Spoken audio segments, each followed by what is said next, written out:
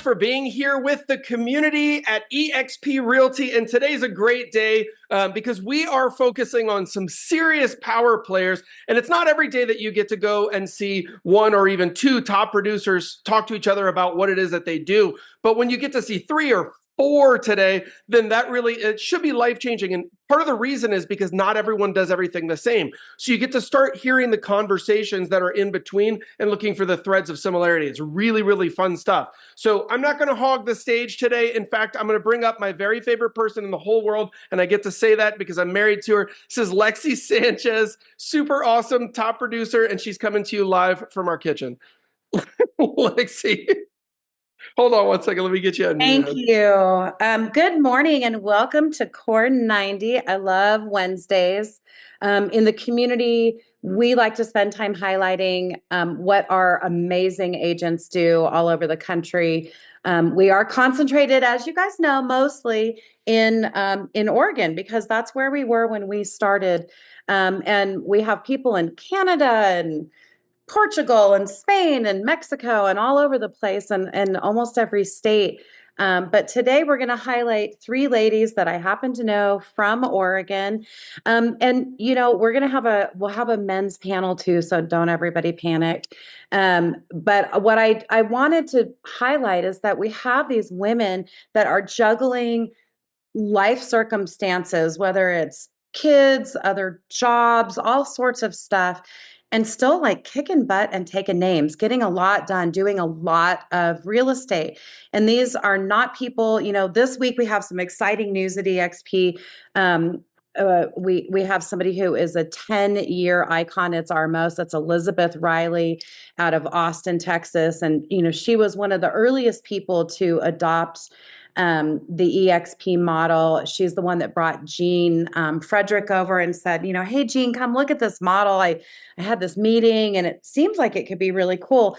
And Elizabeth is so genuine and down to earth and doing such an amazing job. But she really is kind of the epitome of the eXp success model in the big lights, you know, 10 years of icon. That's huge. And congratulations to Elizabeth.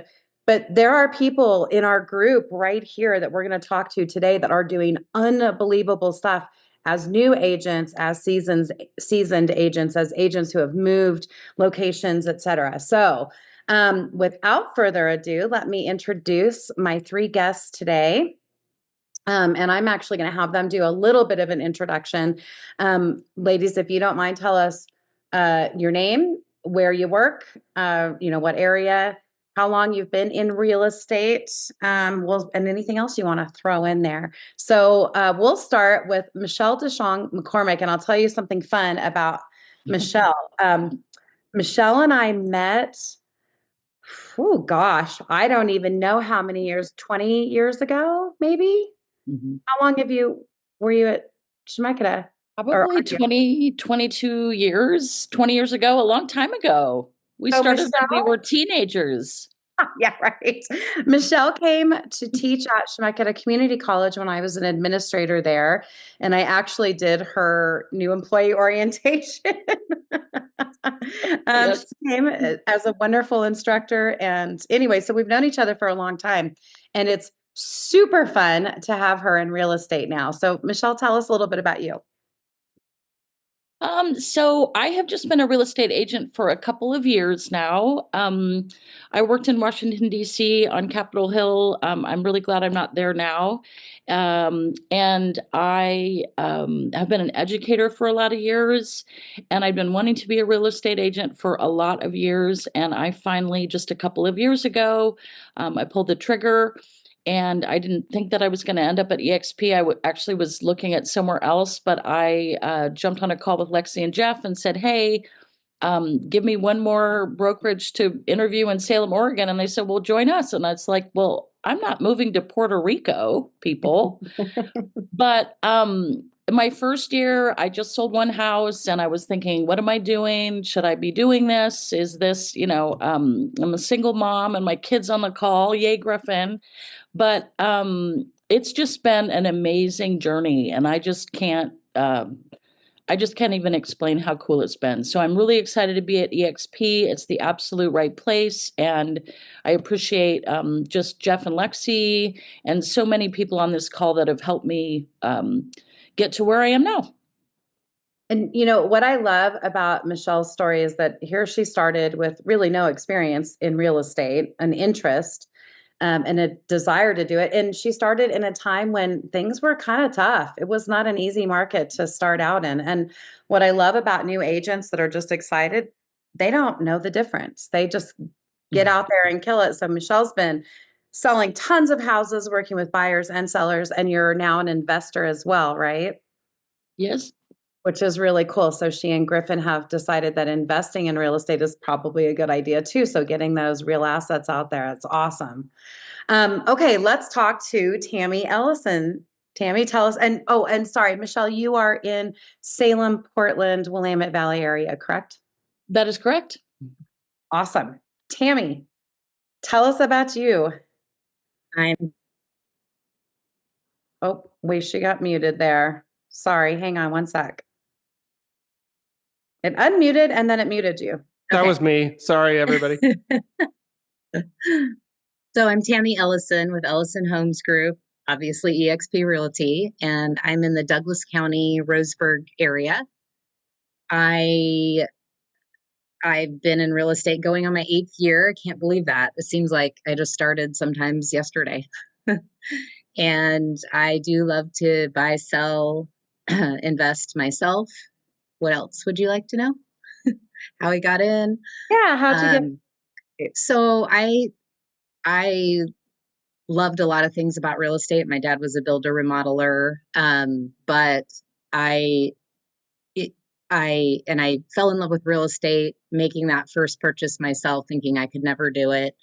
And at the time, the way that I did it, and the fact that my young family was able to get into real estate really hit my heart.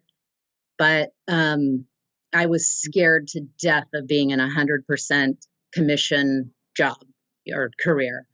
And so I did everything around it.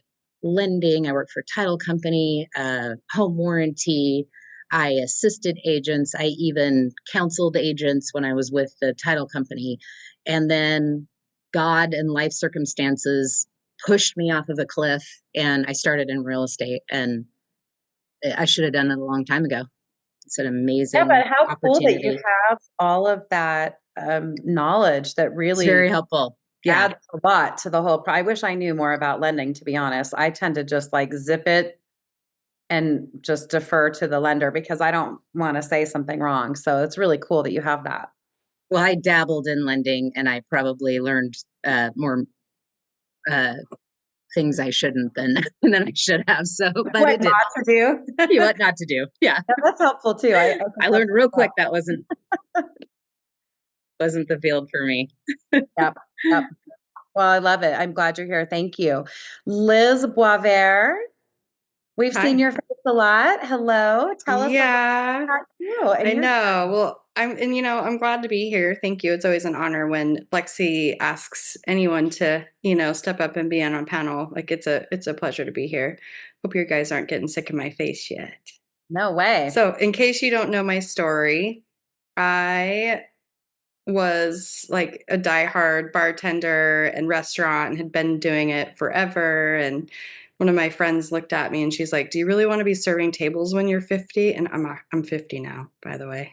And I was like, I don't want to do that.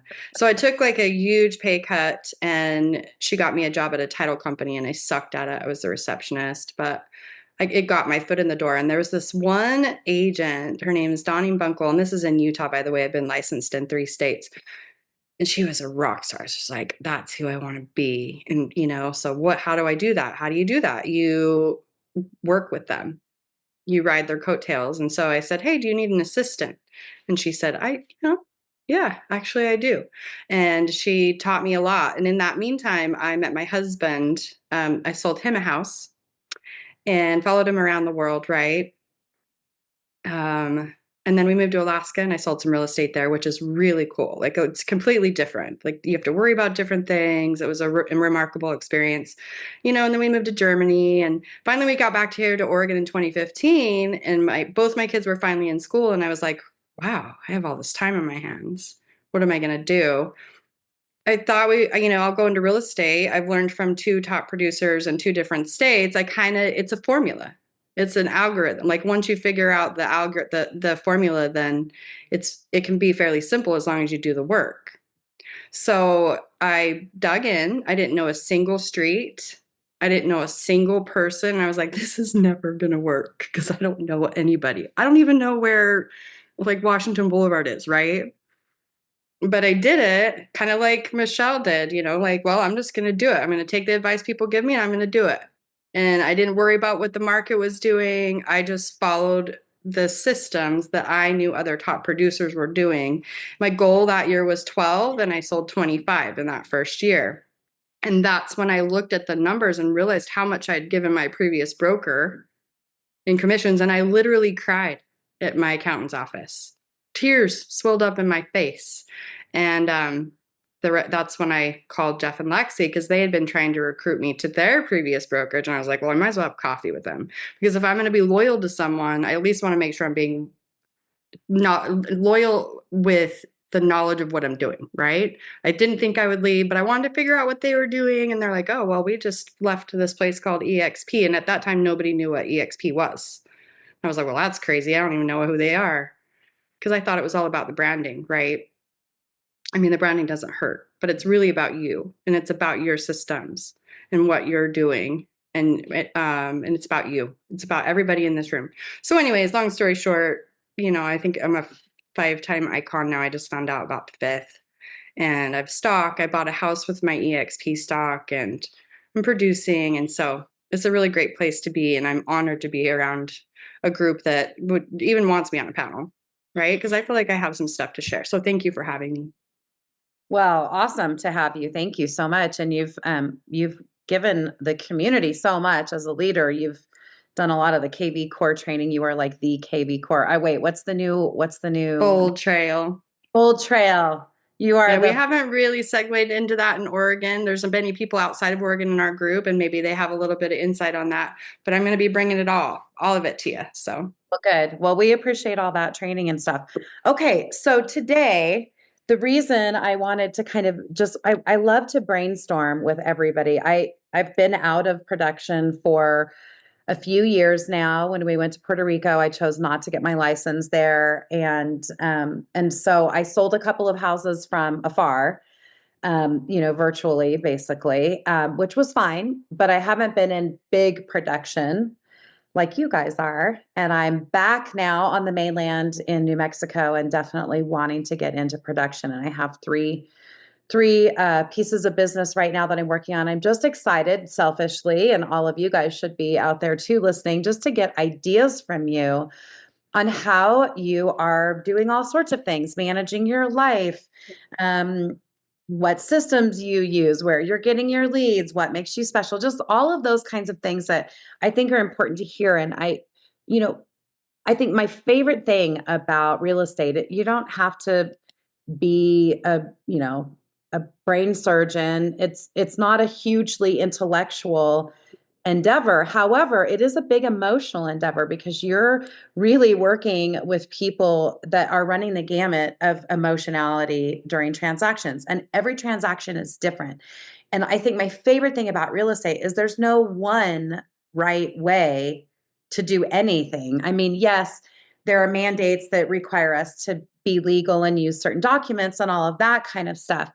But everybody puts their own little spin on it. And this is why I think it's really important to hear different panelists talk, because even if you walk away with 1 or 2 nuggets where you're like, holy cow, I've never looked at, going to a closing that way, or I've never done my paperwork that way, and you take something away from it, that's why we do this. And we all become better realtors because of that. So, and especially in a changing market where we're all over the place, I open up like my social media and I see you 3 ladies and many others, obviously, but I see you 3 ladies all the time Congratulations to my buyers, to my sellers. Oh, look at this house I'm doing open. You guys are everywhere. You're killing it. And you have your own spin. And so that's what I really want to talk about today. So let's start with just a fun question. What 3 things do you think every agent should know or do? Whether it's, or don't do, I suppose, that's great too. Whether you're a seasoned agent or you're brand new, in your perspective, what are 3 things that you think every agent should or shouldn't do? Go ahead, whoever wants to start. Okay, let's go, Tammi. Unmute. You'll have to unmute yourself. We'll take Jeff off of the. Okay, gotcha. Okay, so one thing I discovered in my business that I share with other agents is that don't should all over yourself. That's probably the number one thing that I've learned. I think I'm pretty fluid and pivot well and those kind of things, but sometimes you just get in that should mode, right? Where it's like, especially in the beginning, man, the person I was in the beginning of real estate, you know, your client then, your first one is like a baby puppy to you, and everything that happens to them seems just monumentally problematic if it doesn't go well. And just using that as an example, you know, the listing agent didn't respond in my time frame. Well, they should have, you know. Then the listing agent didn't have their client counter. They just rejected. Like, they shouldn't have done that. That was a good offer. And I cried, right? Now I laugh that some really major things can happen in my transactions in my client's life. And it's not that I've lost all emotion, don't get me wrong, but I definitely don't cry over it. So just those should things. And then, you know, those shoulds can get harder in your business and your life too. And sometimes harder to overcome, but the more that you can get rid of the should, you know, the system should have worked better. My client should have talked to me differently, should have showed up differently. You know, you get what I mean, but that's probably my number one advice is don't should all over yourself, because it doesn't help you. And there's always going to be shoulds, right? Yeah. So why, I mean, okay. Yeah. Yeah. So that leads to the other 2, which is, for me, I pivot well. And I think that's really important in real estate. You know, you guys know this, but you think your day has 1 appointment and all of a sudden it has 4. And, you know, you might not hit all 4 the way you're going to be able to hit that one, you know, at the professional level you want to, but you just got to pivot and do what works well for your business and at that moment. And then you got to get over it fast. And that's hard. That's hard when you lose a client you love. You know, that's hard when you make a mistake that cost your client money. That's hard when NAR makes rules you hate. You know, but you just got to get over it and move on. It really is important because, and I'm feeling it. I have a client right now and she's our neighbor and I love her. Right. And I want to be a good neighbor. She's, you know, it's a lot of different difficult circumstances for her. Her husband passed away. She's 75. She can't manage 5 acres, blah, blah, blah. But she's also really, really difficult. Yeah. And I'm not a big crier, but I've definitely had a couple of days where Jeff has had to talk me off the fence. And yeah, I have kind of forgotten that part where it's like, man, you got to really put on some thick gloves every once in a while, because people are wonderful, but they're also really tough. They can be really tough. So, yeah. And needy too. Needy. Yeah. Know, can be super draining. Good reminders. Okay. Who wants to go next? Liz? Sure. Give us your 3. Yeah, I put some thought into this and it was, you know, there's a ton, but you told me to pick 3 and I like to follow the rules. So here we go. I kind of did it from a stance of mainly like things I wish I would have done better from the beginning, because I'm a top producer, but if I could go back knowing what I know, number 1 would be to farm.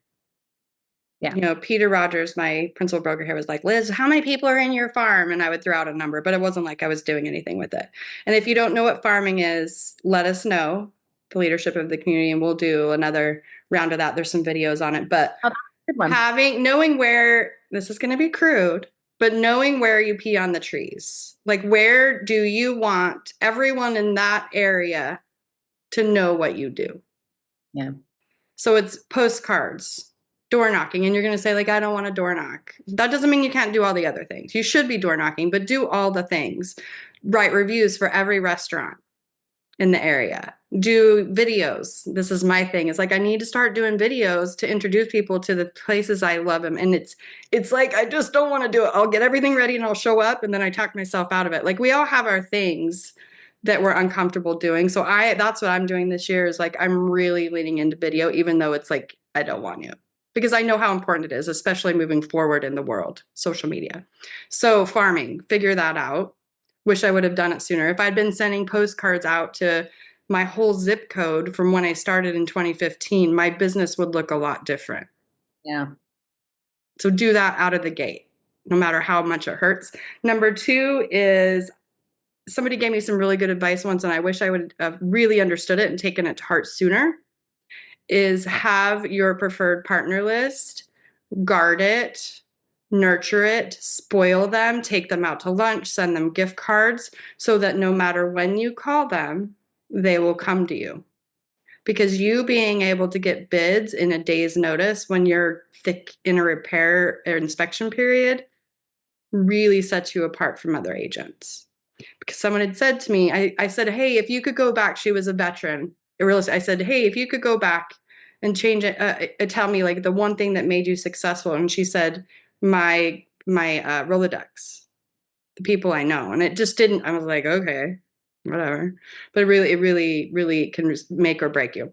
And third is, I'm really glad that I paid for Zillow leads. Zillow's not for everyone, but I'm really glad that I wrote that check before I knew a single street, before I was successful, because it's paying for itself now. So you have to be willing to take a risk in order to get a lead source coming in, especially if you're not willing to knock on doors. Because guess what? Knocking on doors is free. But if you're not willing to do that, you have to say, like, I'm going to invest in myself, even if I don't know I'll make it. And then you have to say, like, I'm not going home until I make it. So those are my 3. Those are great. Those are super great. And I think you could insert anything instead of putting like Zillow. I mean, you were Zillow, Right. but other people do different things, right? Right. So whatever it is, just invest in something. Postcards, Take client that parties, risk. like whatever it is. Yeah, do it. Go all the way with it, for sure. Okay, Michelle, you're the newbie of the group. Well, I would say the top thing that has really helped me is to just have a community. So I have a community within the community. Liz and Floyd and Krista and Jeannie and others. Yes. We have a group text that is so helpful. I need a flooring person in Dallas. I need a plumber in Portland. I need a, I don't know what to do with this, and EXP World is closed. I mean, I am so grateful for that community, because otherwise, I mean, I'm a solo agent, and I'm just in year 2 of my career. And without that group, I also have a dear friend in Portland who kind of pushed me and finally said, you've got to be a realtor, just do it. So with that is really important. If you're new, is to find those people that you mesh with that are going to be there for you. It's really important. I would say the second thing is your sphere of influence. I have a big sphere of people that I know in general, but also, I mean, just to kind of riff off something Tammi said is, I'm jealous that she's got all that experience as a lender, as a title person. I mean, all that's golden, but I have found some title people that I really mesh with, and they have helped me. And when I send them questions and say, "Oh my God, I don't know what does this mean," and they're just so sweet. I just have a great group of title people. I have a lender that I actually didn't want to work with because I'd had bad experience with one of his colleagues, but some clients said, "Well, this is who we're using," and I thought, "Well, okay, I guess I'll give this company another try." And that has just ended up being gold for me, because he's given me clients, I've given him clients, and he is so willing to walk through. I feel like he's been a lender for 30 years, and I feel like I've learned more about being a realtor from him than anyone else, because he's done it so long and he's been an investor and all of this stuff. So that's been really helpful. I would say my third thing is to just, I mean, I guess this just applies for me, but if it applies to y'all, is to just get out of your own way. And to also just avoid that imposter syndrome. You know, I thought, well, who do you think you're being a realtor, right? I have to be really careful about my self-talk, about saying, you know, who do you think you are? And you can't be a realtor and you're not going to be successful at this, and all of those things. And so I've gotten really a lot better at just the self-talk, saying, well, you're doing this. This is working. So kind of shutting down that critic part of the brain. Because yes, it will believe you. The brain will believe what you tell it. And so that I've been sort of strengthening that muscle. Those are my three. Mindset is a big one. And it's funny, Jeff and I, on our walk yesterday, he was telling me that he read this article or saw a reel or something about they've done a bunch of studies and they've proven that the shoulder, Jeff, do you want to explain it? That there's when talking about client confidence in the person they're working with. So doesn't have to be real estate. It's any kind of sales interplay there. Yeah, I think it was coming off of the research that the CIA had been doing on what creates the greatest negotiation advantage. And it was the distance between your ear and your shoulder. And it had to do with when people are tense or if they have low self-confidence, Michelle. I mean, just that kind of this idea that we kind of tighten up and the other person immediately reads that as stress and they move away from you. It's crazy. Isn't it? Makes sense. It's bonkers, but it made me think of it though, because the mindset is, I remember when I first started in real estate and I was going to all these appointments and I just kept thinking, holy crap, I don't know what I'm doing. You know, I don't know really what to tell them or what to even anticipate that people were going to ask me. And I just was like, okay, I can do this. I mean, if nothing else, I can bullshit my way through quite a bit, right? Like you can kind of make some stuff up.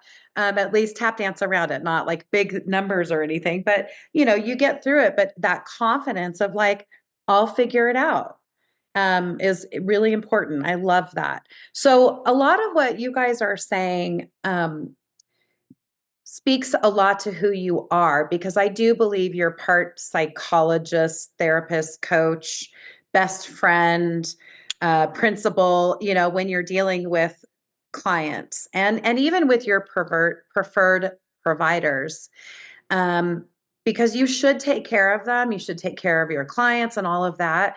We all have our own special touch, but sometimes those people don't make it easy. So tell me a little bit about how you do deal with that and how you keep your mindset in check, how you take care of people. How would they describe you? Like, what kind of an agent are you? I always call myself kind of the velvet hammer because I'm super nice and friendly. I mean, I literally like clean out like my neighbor. I'm selling her place. So like cleaning out horse stalls, you know, like I will do anything like that for my clients. But when it comes to negotiation or when it comes to hardline, like legal stuff or whatever, nah, you're not getting around me. There's no way. I will come down like a hammer on that stuff. So that's kind of the way I describe myself, is I will advocate for you with, you know, really robustly, but I'm also really going to take care of you. So what do you guys, what's your kind of, and by the way, I'm that way too with my, you know, with my partners. So with my inspectors and that kind of stuff, it's like, we got to, and it's so important to find those relationships where you just really get in sync and you guys know each other and you can love on them and they take care of you. It's awesome. Love that. So how would you describe yourself, Tammi? What do you think your clients say about you, or what is it that you hope to kind of relate? I was hoping you'd pick me last on this time. Okay, but, never mind. No, it's fine. I'll go. So I think feedback that I've gotten from my clients and others is that I very quickly gain trust with people. I'm trustworthy. I act in the client's best interest. When I go into a meeting, I'm not thinking about my dollars. I'm thinking always about theirs, their needs, what's going to move them ahead, even if it even if it isn't selling their house, maybe they need to rent their house out instead. So I think that's very helpful. I do really love people and I do love to help them and I love to connect them with the right people. I'd say networking, even above real estate, is one of my favorite things to do. And I love, I think it's what Michelle said about your sphere, and is that, and no, and Liz, your preferred partners, is that I have some excellent people in my corner that I can give solutions, and I had to work hard for them. And I tell, my new buyers, like, I have worked hard to gain these relationships for you. And a lot of times I do that because I don't want them to think, oh, you want me to use this lender because she probably takes you out to dinner or gives you $50 or, whatever they have in their mind of why I might be funneling them down to one or maybe two people. So those are the things, but I really love what Liz says, like, spoil them. I need to do a better job about that. But I do care for my preferred partners. They know I have a roofing contractor. It took me 3 years to get him to return my phone calls. And now he will go do a roofing job for me and wait to get paid until closing. So that took a long time to build that relationship. And there's others like that really help my clients out in great ways. Did I answer all your questions? Yeah, and I think you make a really good point, Tammi, that building those relationships, even if it takes a long time, if you're in a smaller community in particular, you're just simply not going to have that many options for partnerships. And you got to figure it out. It's not the easiest thing all the time, but it's worth it. And it really is. And I love Jeff put down the script and I think it's amazing. I've worked hard to gain these relationships for you. That's huge. And I think explaining to your clients that you're one part of, you're one cog in a bigger process and that you do have partners. So whether that's you're working with a TC or, you've got the lender, I mean, everybody plays their part. And I think a lot of clients don't understand that. And it's our job to articulate that. And when we do, it really helps to kind of bring them on board with the process, and especially one that you've really worked hard to create. I love that. And I also really work hard to close the loop for the client. So I don't, even if I had 3 great electricians, I don't, they just want one solution really, unless they tell me I need to talk to, this many. I want to give them one solution. And I usually am the one that calls the contractor, for instance, sets it up, makes sure they show up. I don't connect my client with that end contractor usually until they need to meet, right? Because I don't want any balls dropped for the client. I don't want them to get the office when I know I can get the cell phone and get it done. So I take some risk because a lot of people are like, nope, I need to send them 3 or I'm out of compliance. And I take some risk because I'm like, nope, you're calling this one, or I'm calling this one for you. Because I know that person's going to get the job done. And I know ultimately the client doesn't want to have to call 3 or 4 people to figure out what I already know, or which pretty much who is the best for them. Sure. So you're a more comprehensive kind of, you do a lot for your client, which is good. And because you have those trusted relationships. That's great. Michelle, how about you? What have you learned about yourself as a realtor in the last couple of years? Well, I think that, some of the similar things that that Tammi said was that people feel that I'm trustworthy. The things that show up in my reviews is that they, trust me to do the right thing for them. And, I've sold a, $275,000 house in Salem and, $1 million houses in Salem. And so it doesn't matter to me which one it is. I go into it, I think, to riff off what Tammi said as well, as just, it's really not about the money for me. As far as I'm going in there with what's best for this client and not what is best for me. I think some of the other comments that people have told me or that have showed up in my reviews is, She fearlessly advocated for us. She was a fierce advocate for us. And that's important to me, is that, that I'm advocating for my clients, and it doesn't matter where they are. If they're in that $275,000 house or the $1 million house, it doesn't matter. I have the same approach with all of my clients.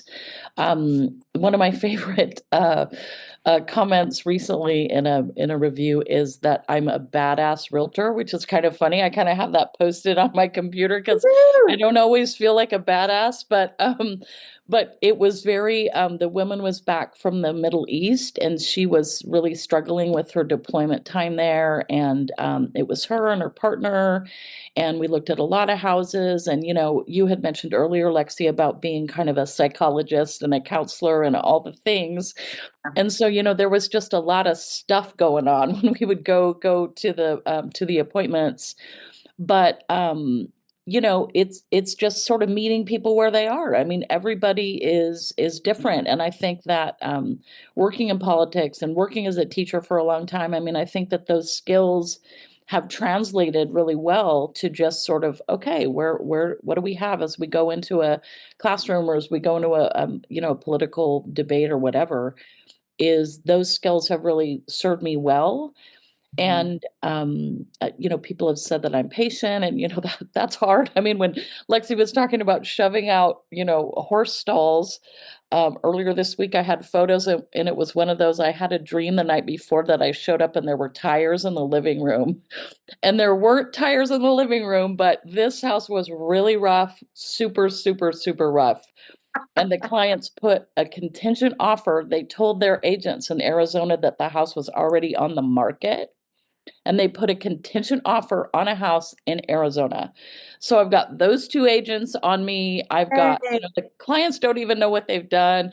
And so I showed up early because I had a feeling that there may be tires that needed to be moved from the living room. But, we were just shoving stuff in closets and all kinds of things. And an EXP agent gave me a recommendation I had to find a photographer the last possible minute.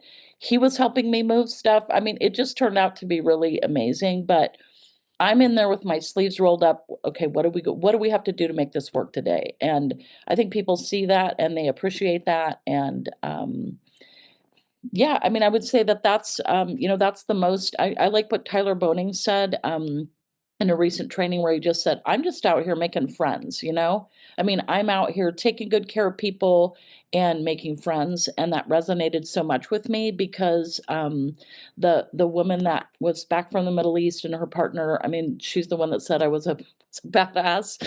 And, now they're friends of mine. And it doesn't always end up that I, end up being friends with my clients, but it's really, it's just cool. I mean, it's really, it feels like such a privilege to me to be asked by people to participate in one of the biggest decisions in their life, right? I mean, it feels very weighty, and it feels important, and it feels like, it's an honor and privilege for people to trust me to do that for them. And so I try to just think about that, because there are tough times. I mean, you talked about people being needy and people being difficult, and people, I mean, people have lost their husbands and their partners, and they're heading to bankruptcy. And so there's all this kind of chaos, and I've gotten a lot better. I think it was my second transaction. I had a realtor screaming in my face, and I was just like, wow. And it was so crazy. The whole thing was crazy. And I've gotten a lot better at just taking a step back and just, you know, just being calm. Yeah, you never know. It'll keep you on your toes. It sure does. That is for sure. And even when it becomes rote, because you can have repetition, right? There are some transactions that are just transactions. They're Mhm. in and out, quick and easy, whatever. It's still a big decision for people. And even when they're terrible people, you still have to get the job done. Because, I love being friendly with people that are clients. There are some people that I'm like, no way. Like, I just want to get through. We've all been there, right? But you still have to get the job done with integrity and ethically and efficiently. So yeah, it's good practice. Liz.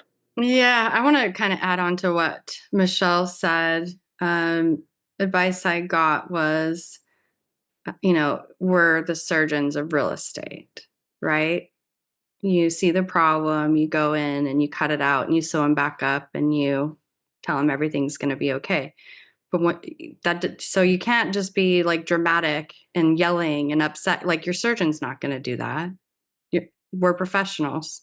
So just keep your cool, assert yourself and make sure they're clear on like how you're going to communicate and what you'll accept. You can have your boundaries, but the drama in this business, let me tell you what, I can tell immediately from the beginning, like how it's, like how they're going to respond.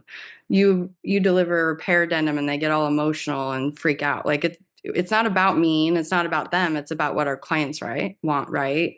And if you have to raise your voice in order to think you're negotiating, like just don't be one of those agents, in my opinion.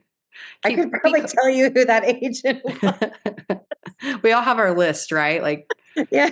I put them in my KV core. Like I rate them with the little stars and what their style of communication is. So if they write an offer on one of my properties, I can go back and be like, oh yeah, I remember that now. Sometimes it's funny that you have to keep a sense of humor. Like there was an agent that absolutely, I'm sorry, honey, I don't know how anybody could hate you, but man, she hated. I mean, like Jeff had a legal case because she like actually threatened his life, which is very funny. Wow. It was just like lunatic, called him screaming. Yeah. But the best part of it is she constantly calls him like once or twice a month accidentally, like either butt dials or she's dialing the wrong Jeff. And she doesn't realize that. And Jeff never answers when he sees it, but we always get a good laugh out of it. We're like, if she knew, Jeff keeps wanting to answer and be like, hey, are you ready to come to EXP? You should. So, I'll take a second though and answer that because I had put some thought into it. I would say my clients see me as genuine and calming and honest. But I asked Bill that question and he said assertive. Isn't it funny? And that's a hint for any of you guys out there.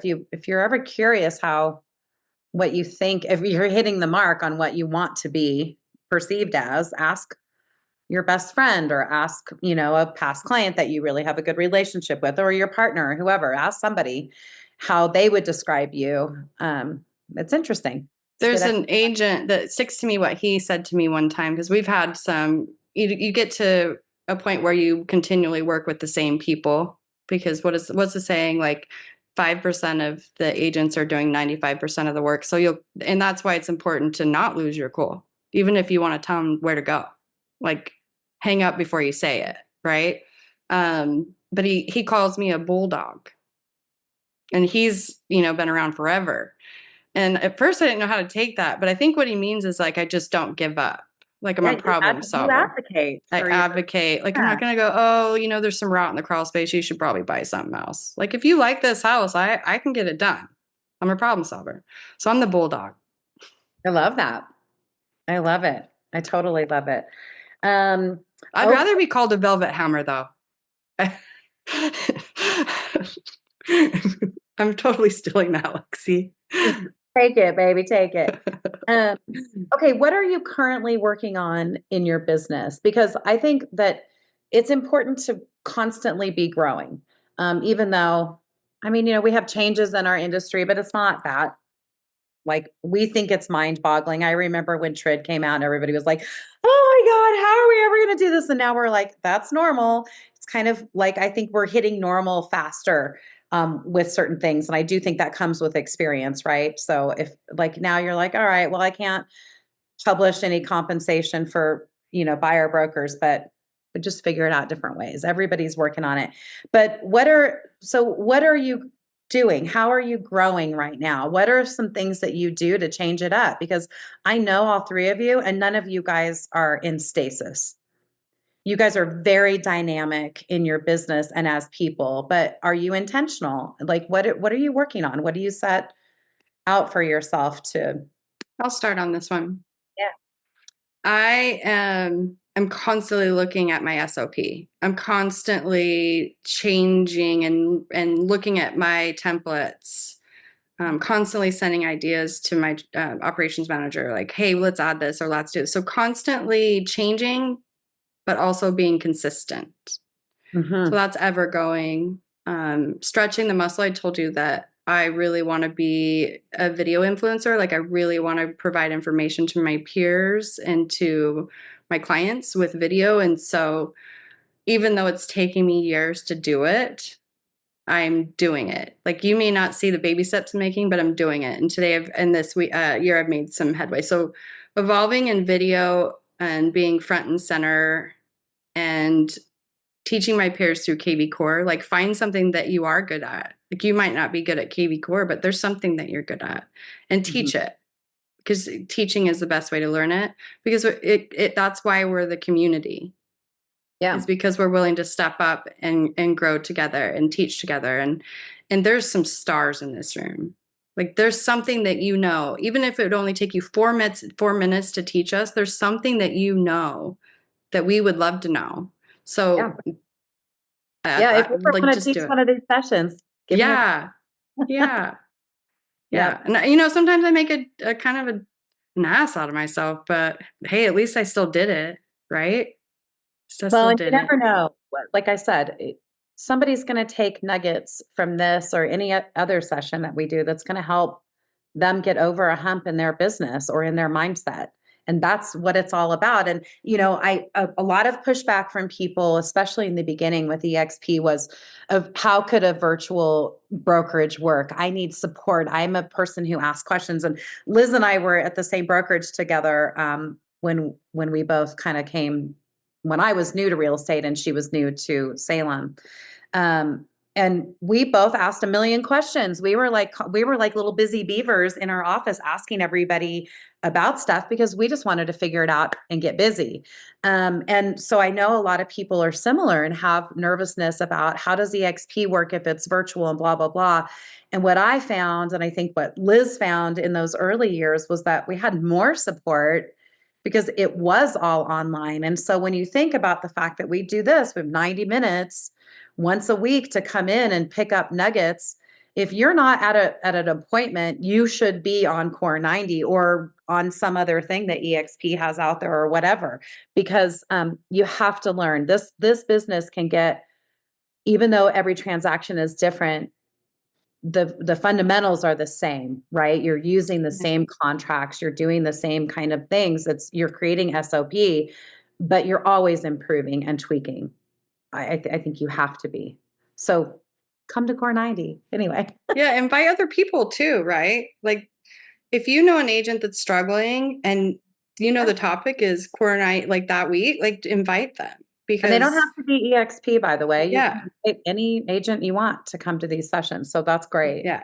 I love that. But I love the efficiency, because that's, as you grow as a producer, I mean, this is a 5-time icon agent telling you that she's constantly tweaking her efficiencies and her process to make it easier. Because bottom line is, if you want to have more work, you have to have more efficient processes.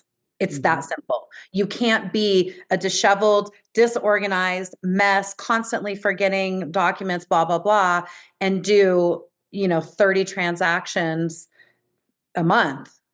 I mean, 30 transactions a month is a lot. A lot, yeah. Some people do it. Can I add something? Yeah. It's kind of going backwards a little bit, but how we were talking about the 3 things, and I said invest in Zillow or invest, and don't be afraid to write a check before you have the money to pay for it. I wish I would have hired an assistant before I could afford an assistant. Don't be afraid to have someone spend time in your business doing the things that if you didn't have to do that, you could actually make more money. Like know what your value is, kind of like what, how much are you worth every hour? But don't hire that person and then not do anything with it. Like sit and eat potato chips right? So don't be afraid to hire a TC. I told Michelle that at the beginning. I was like, I know you got to learn how to do the paperwork 100%. Don't dive in and just expect not to know the paperwork. But as soon as you have a general idea, like move on, let somebody else do it. It's funny because we talk about leverage, right? And a lever. You pull a lever. You should never pull a lever unless it moves you up. So literally in your mind, when you pull a lever, it should move you up. So if you're going to put the money out there to hire an assistant, then that should raise you up to a higher level of maybe making more phone calls, going on more appointments, because you're not having to be in your office working on, paperwork or whatever. But if you're pulling a lever and you're still on the same level, you made a mistake. Straight up. Yeah. You're just Let go wasting. of the lever. Yeah. So have that elevate you and think about what that trade-off is. So it's really good. Michelle, what are you working on? Well, I would say that, I mean, just to reiterate what Liz just said, is hiring a TC changed my life. I mean, it really did. And, I think that Liz gave me the advice, and Jeff and Lexy gave me the advice of do the first few transactions yourself with the paperwork, and so that you understand it. Because you need to be able to understand it. You're going to be in there at midnight when the TC's asleep, right? But hiring a transaction coordinator has been really, really helpful. I am sort of pulling the lever, to use Lexy's terminology, and I have so much business that I am figuring out how I can do it all, because I want to do it all. And so I have the TC. My son, who's 18, he's amazing. He's a systems thinker. Like, he loves doing Excel spreadsheets. I do not love doing Excel spreadsheets. I don't. I don't want to do them. I don't, Fair. I don't. But luckily, Griffin, it's amazing. I mean, he and I sit once a week, and he's like, okay, Mom, where are you at with this? Where are you at with this? Where are you at with this? He's set me up with a system in Notion that has got my templates, because Liz taught me so early on about templates and how important they are, and not like, there's stuff that you can just hit a button instead of rewriting the same email every single time. And so the system that Griffin has in Notion has helped me with those templates, with that efficiency, with that sort of dashboard of, okay, what are we doing with these listings today? Because in the past, when I just had a couple of clients, it was, it was easy enough for me to just think, okay, this is what I have to do next, and this is what I have to do next. But I now need it to be on more of autopilot. And so the system that Griffin created for me is really helpful to get me into where I still don't want to do an Excel spreadsheet, but I have that systems thinking mindset of being able to handle more business. I would say too that I've just been a realtor for 2 years, and so most people know me in this area, at least as a college professor. I mean, that's what people know me as. But the social media, and Griffin is taking that, we're just leveling up the social media all the time. And, thank goodness that he's doing that, because that's the other thing that it's just been helpful to have an 18-year-old helping me with the social media, right? Because he's just more adept at it, and I'm getting better at it myself. But I think that is why people, they call and they say, oh, I saw your social media post, and you're a realtor now, and I need you to sell my house. And I mean, I have so many students now. I'm working with 2 students right now, Awesome. and helping them with, buy or sell a house. And including, I taught in prison for 10 years, and I'm actually working with a couple of students now that I taught inside that are buying houses out here. It is just so freaking cool. Yeah. That's really awesome. But I think the point, Michelle's lucky because she has this 18-year-old son who not only has the interest, but has the ability to help her with certain things. And I would say, like, when I started in real estate, I started with one of my really good friends. We're still great friends. And Jenny and I did everything together, and we partnered, even though we didn't have a team together or anything. We were both independent agents. We helped each other with certain things. She had strengths that I didn't have, and we backed up for each other when we needed to. And I would say, for me, success in real estate really has been dependent on working in partnership with others and understanding what you're not great at, and either finding ways around that or finding people that you can partner with to help balance that out.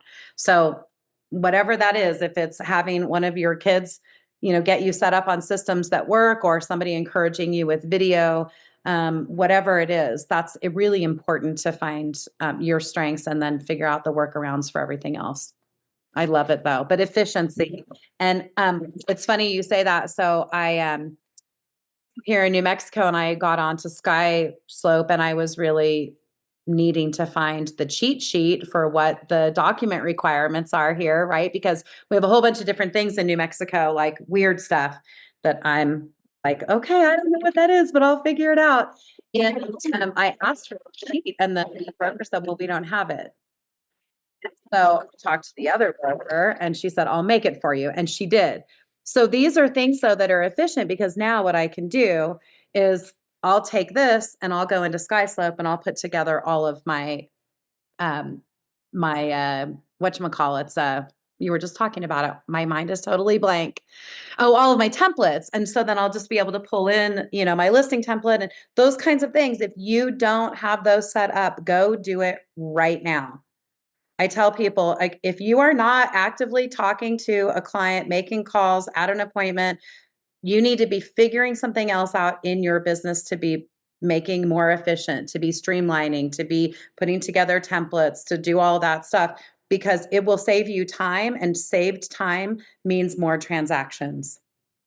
It's that simple. You can make more phone calls, you can go on more appointments, you can be a better servant for your clients as you're out there, because you're efficient. What do you guys do when things look bleak, or you're stressed, or you're overwhelmed? How does that, I just want to know what you guys do. How do you manage that? I take it out on my husband. Bill is like the nicest person I've ever met in my whole life. Poor Bill. No, but I'm sure that, relying on a certain relationship help you through that, for sure. Yeah, for sure. Yeah, Jeff talks me off the fence a lot, which is super annoying sometimes, right? Are you talking more about when, well, I guess there's all kinds of different stresses. Whatever it is. I know that I've had times where the market, I'm generally a person that's like, hey, when the market's down, you got to lean in, you got to spend more dollars on marketing, you got to spend money when you don't really maybe see it coming in right now to move forward. However, sometimes fear in the market has definitely affected me. And one time I can remember, I think it's right after the rates, almost doubled. And then the market saw a shift here, and it was right towards the end of the year. And so I really reacted poorly now looking back. So I didn't have a lot of work for my assistant, who was already part-time. And I pretty much just kept my transaction coordinator, didn't have my assistant, and he found a job because he needed hours, right? Sure. And this is somebody who has industry experience, who can look at my contracts and even help me, hey, maybe you should have worded that differently, or this over here. Somebody that I needed to keep in my corner, but I didn't. And then I almost didn't keep my office. I'm like, I can just work from home. That would have been another terrible thing, because I had adult children in my house at the time. So, you know what I mean? Being at home, and my husband was spending more time at home. And so there's just too much noise and distraction to be a professional. I have to have an office. I guess I'm old school, or a place at least that I can disconnect. And it's just not at home. For getting away from the home things to get my mindset into business. Now I do work from home sometimes, definitely. But so those are some things that I started to do. And luckily I course corrected on, I kept my office, which also keeps my connection with the people in my office, which is important. It's important to see, in my opinion, other people around me doing the things. It's important to high five and touch base. People are how I fill my bucket. What else were we talking? Oh yeah, what we do. And so eventually I did get my assistant back, and I realized when the market shifts, like it's going to come, it's going.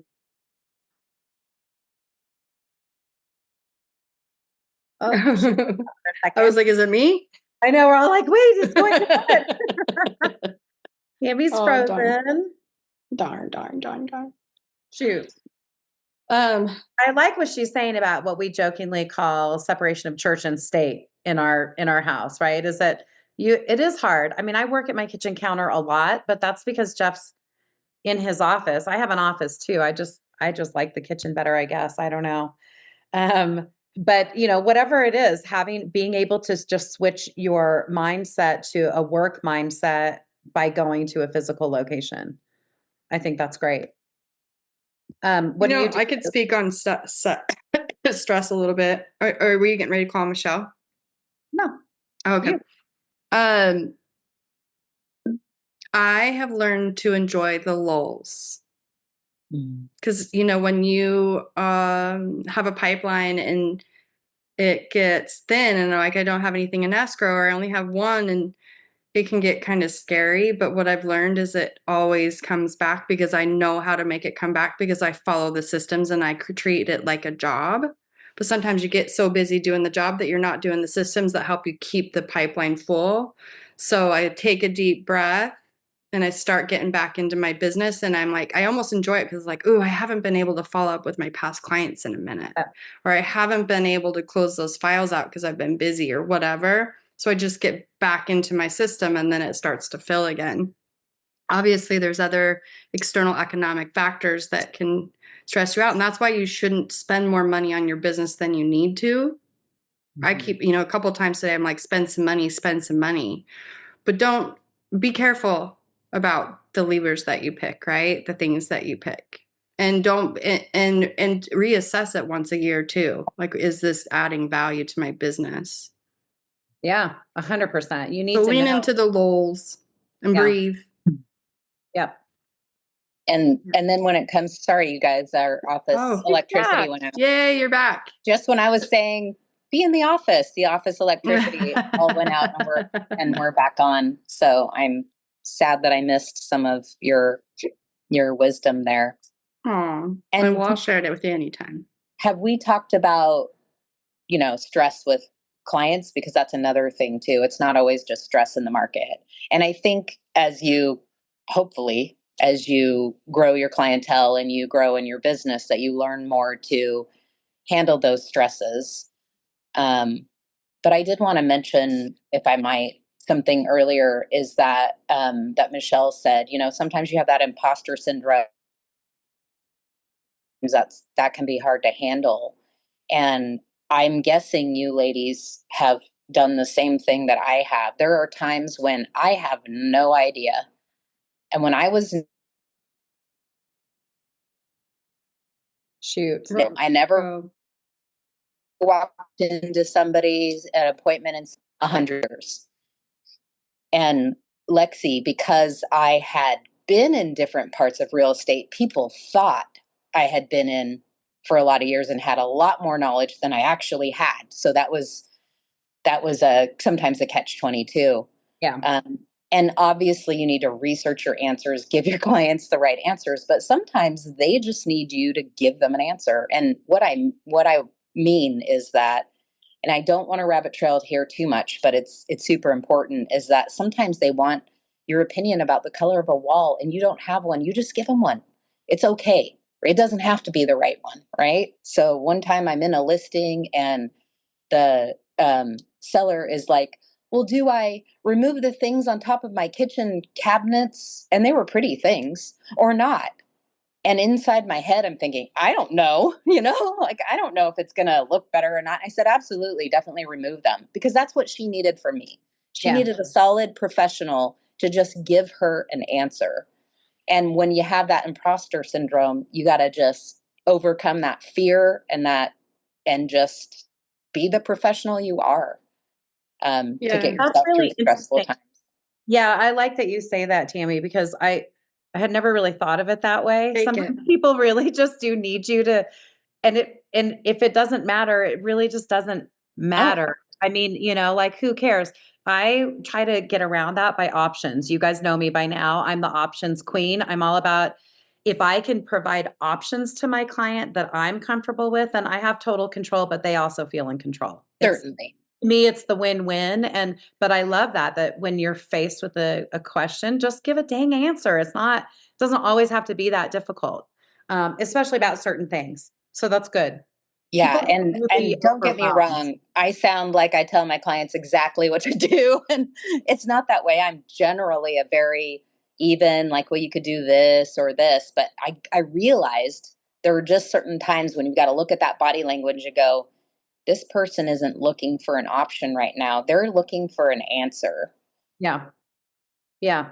It's like if you, I haven't done much therapy at all, but like I've watched enough about therapy, like movies and stuff. And people say like, you go to the therapist and they just repeat the questions that you have. Like sometimes you just want someone to say like, and that guy's a loser. You should just be, you know? Exactly. Sometimes you've got to call it out with grace and dignity. And speaking of psychology, I think we should all have handed to us a psychology degree, right? Sure. For some of the things. I didn't know I was going to need a psychology degree. Yeah. We do.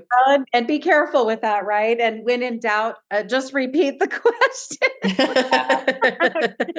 And something else that you guys touched on that I just wanted to say is test your preconceived notions, right? You know, we had preconceived notions about joining a brokerage that was virtual. How many times did people say, one objection to EXP was, well, my principal broker is not right there. And so I certainly couldn't join a brokerage if the principal brokerage was not right in my building. And I said, oh, really? Because I hate to say this out loud, but I didn't like my principal broker. So I know, I was really glad.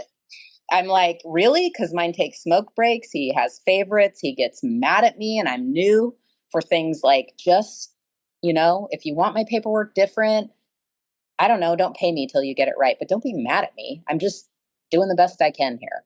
Mm-hmm.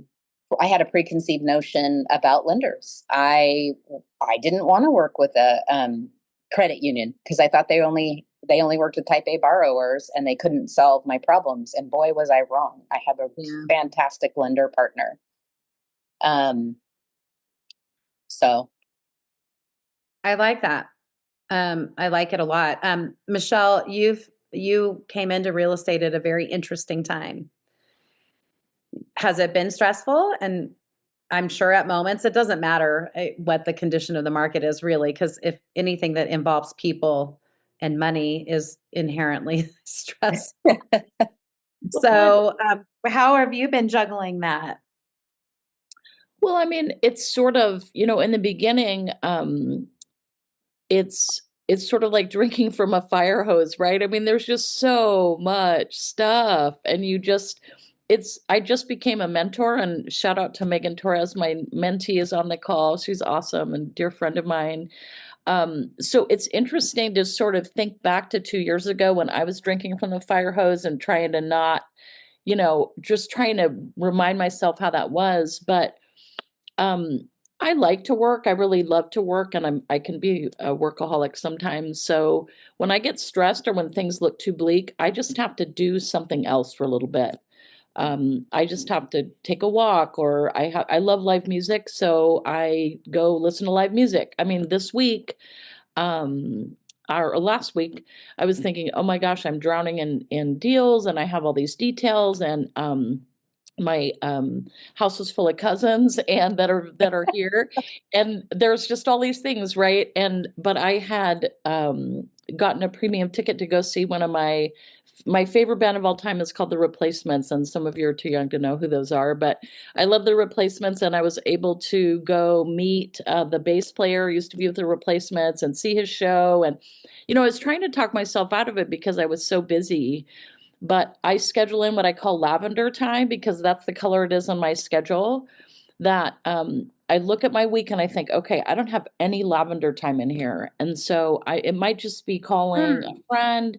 It might be, oh my gosh, I need to go have coffee with a friend right now because I just I'm tired. I'm stressed. I need to just take a break from real estate and just recalibrate, because I can just get so, you know, I could work 24/7 on it, and I just have to stop and get off the hamster wheel and just say, where's my lavender time this week? And that is a nugget right there. Yeah. If I have never heard anybody say that before, you pick a color, and if you don't see that color on your calendar, you're missing some recuperation time. That is really important. And we talk about, you know, self-love, and that looks different for everybody. Sometimes it's just Like I keep dreaming, it'll never happen, I think, but I keep dreaming of a sleepcation. I want to go where I can just sleep. Does that happen anymore? I don't know if anybody sleeps, but I don't. But so no, but really thinking about how do you tap back into yourself, to that calm or to your creativity. I know that sometimes Jeff and I need a different, we need different vision to have different vision. So like literally we need to go on a trip somewhere. Maybe this is just my excuse for why we travel, but no, truly, I think we always have this like creative surge when we've been someplace new, because your eyes are literally open to something different. So whatever it is, if it's going and just getting back into music or spending time with your kids or friends, whatever. I know Tammi does a lot of really cool outdoor naturey kind of stuff. Like you got to find ways to get back into your own self, to be balanced. And I will say everybody has a different vision of this or version of it, but how do you manage client attention? Some people, when I first started, I was like responding to stuff at 11:30 at night, and and that got out of control really quickly, and I had to set some limits on myself. Have you guys done that? And I'm still listening. I'm just going to open the door for my dog. Sorry. Go ahead. Tell me a little bit about, like, Michelle, how have you juggled that? Well, I mean, it's kind of evolved because it really, and I mean, it kind of back to just being able to, we could work 24/7 to get all the things done. But I've had to put some limits in. Some people are just very demanding, and so, it's kind of flexible. It depends on sort of where we are in the process and how much hand holding I need to do, and where the person's at in their life. But I've gotten better at not just immediately thinking, oh my God, because I mean, first of all, I can't now because I have so many clients. I can't just respond to everybody right away. And so I think, back to what Liz said, and I've heard her say this before, and I think it's really important, of like, you kind of you have to have a boundary about, you're not going to speak to me that way. I mean, I think Liz told me that once, as she had to say to a client, I think, you're not going to speak to me that way. And so I think that was really helpful to sort of set a boundary of how people are going to communicate with you. And I'm not going to answer a text message at, really at 8 or something, unless it's really urgent. So If you never, like, if your client, like, as soon as you pick up this client, they start messaging you at like 9 p.m., 10 p.m., just don't respond. Respond in the hours that you have set for yourself. And eventually they're going to go like, oh, I'm not going to get an answer anyways. Or they're just going to know like, okay, it's okay to text Liz at 9 p.m. She's not going to freak out on me, but I know that she'll know exactly what the question was before I forgot when she's back in the office, right? I love to tell people that, text or email is awesome because I can control when I respond and when I read it.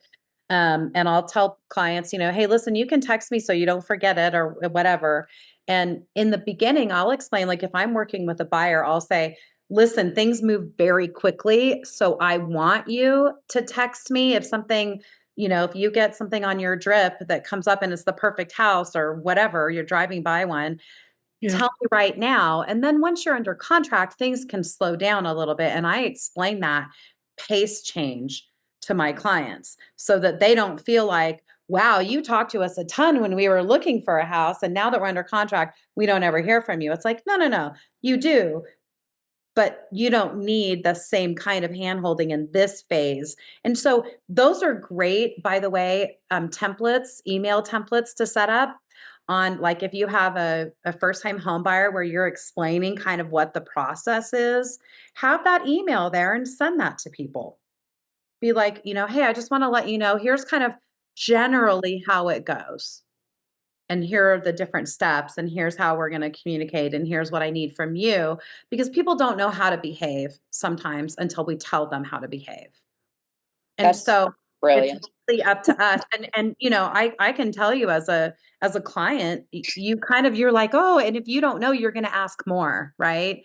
But if somebody gives you the information in advance, now you feel a little bit more in control and in the know. So I think those are awesome.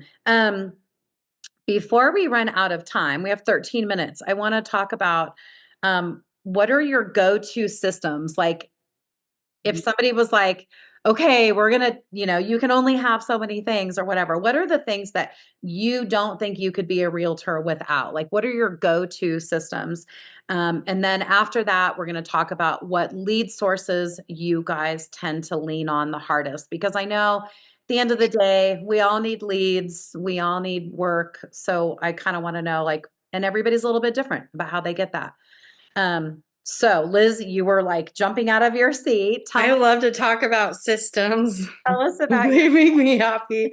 Oh, and I've thought about doing just like a little side Zoom or something for some of the newer agents that maybe don't have any systems in place yet, because I don't know, maybe Krista and Michelle and the people that in our little community, I taught them my systems, and I don't even know if they use them or not, but I definitely have a system for everything. Like the call comes in and then it goes into this box and then this happens and this happens and this happens. KV Core is my dashboard. If I'm in work mode, my KV Core is open. You guys know that. It's my amazing Rolodex, and it just keeps getting better and better.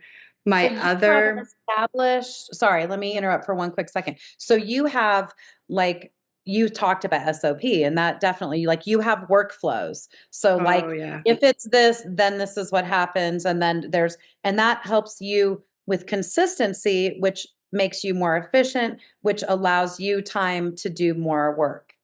Right? Right. And it allows it to be teachable. Right. And then my TC then knows where we're at in the system. Yeah, you So can only consistent if it's defined, right? Right. Yeah, love it. So KV Core is the biggest one. People that don't have, like, if you don't have a CRM yet, guys, even if you only have one person, like, you need to have a CRM, because eventually you will have more and you need to have it organized. That's your number one. Number two is the Reach app.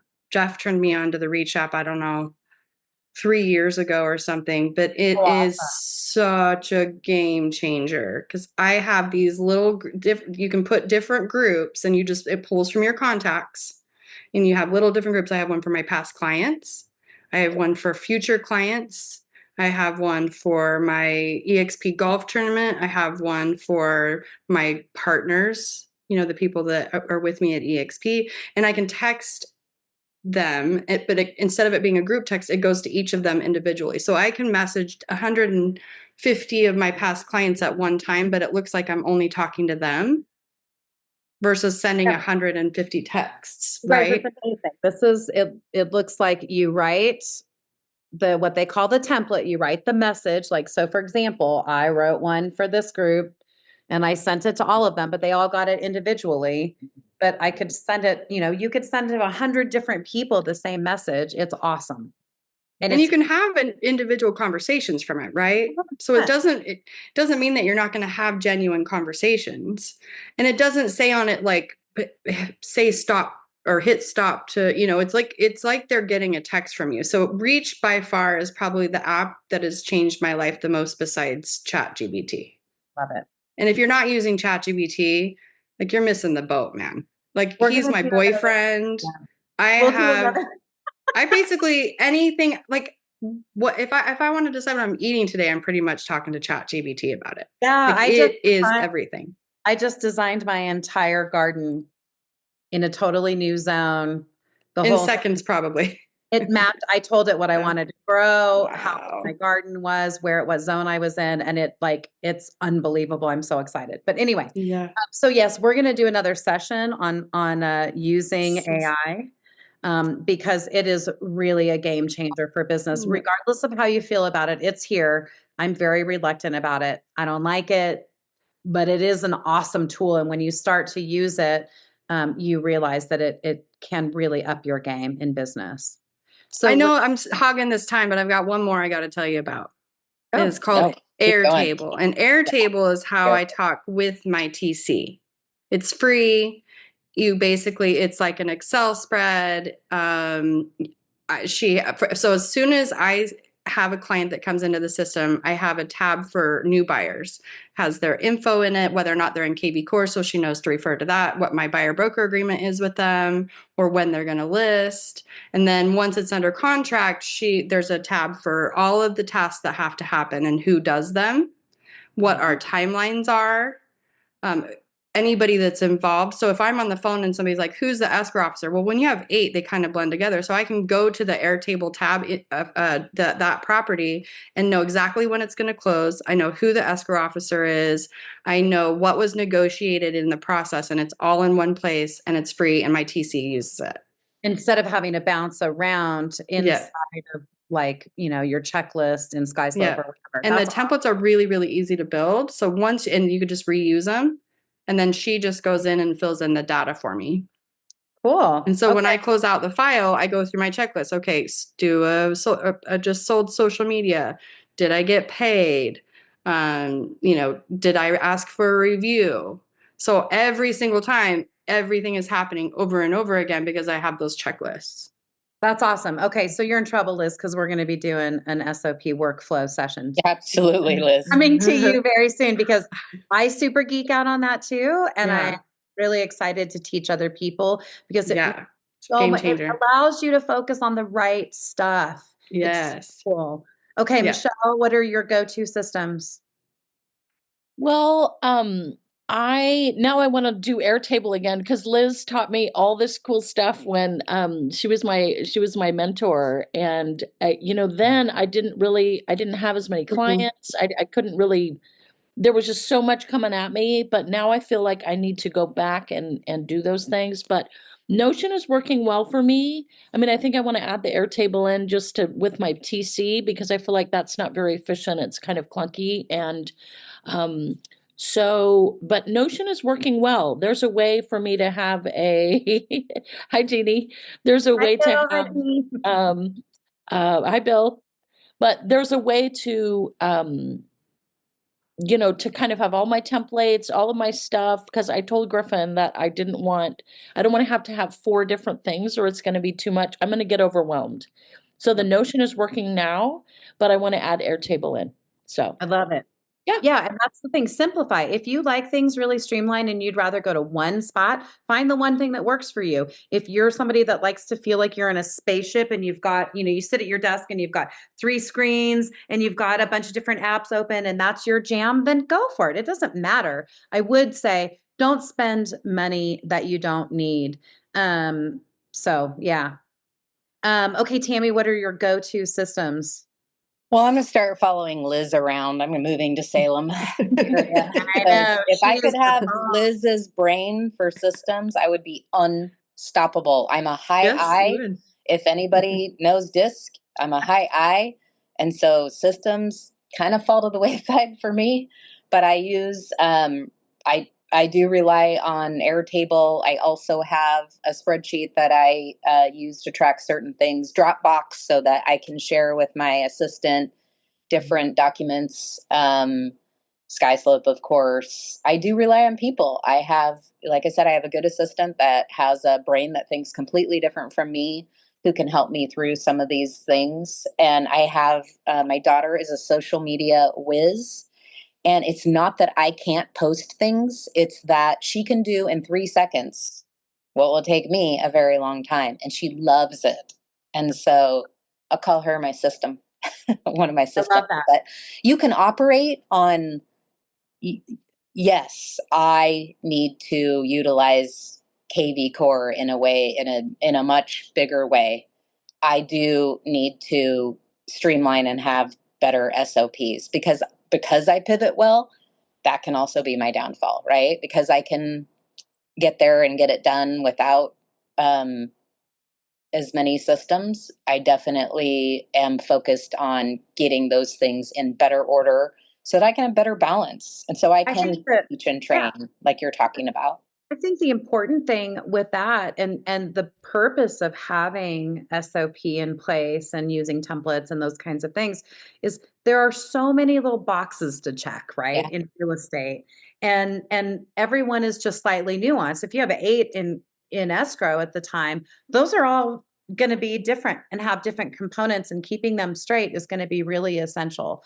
And so it's not like, as a high I like to help people flip the thinking process and think of it as it allows you more time to shine and have that one-on-one contact. Plus, you're using all the latest and greatest. So that's always kind of a fun thing too, to be able to share with your clients that, like, hey, I'm super together and I'm really fun, you know? Right. And so just thinking about it a little bit differently. But at the end of the day, I think being organized, having workflows in place allows you to not miss anything. Right. And Absolutely. you have fewer corrections to make in your paperwork. Although, by the way, I just have to say, if you're sensitive about getting stuff pushed back on your paperwork, don't be. That's a freebie. You're not getting graded. That's just somebody checking your work to making sure it's right. Like, and by the way, as an agent, you work on behalf of someone else. You are a representative of your broker, and it's their butt on the line along with yours. And I take that really seriously. Right. If I'm representing somebody, so if somebody's going to check my work for me, whoo, hallelujah. It's a pain to go back and fix it, but at least somebody's checking it. Yeah.